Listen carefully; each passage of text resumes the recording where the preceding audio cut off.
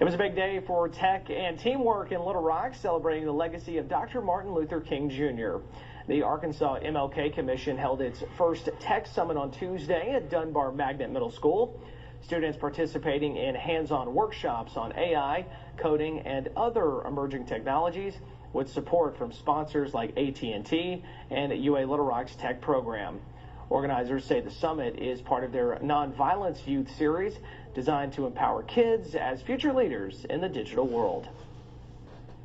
Dr. King said that we stand by today for two worlds, and the dying old and the emerging new. And we're realizing that right now that there are young people that are emerging into the workforce. And be that as it may, we're truly trying to advance their minds and technology. Commissioner Scarborough also thanked teachers and community leaders for inspiring students to be agents of change. Also, the 19th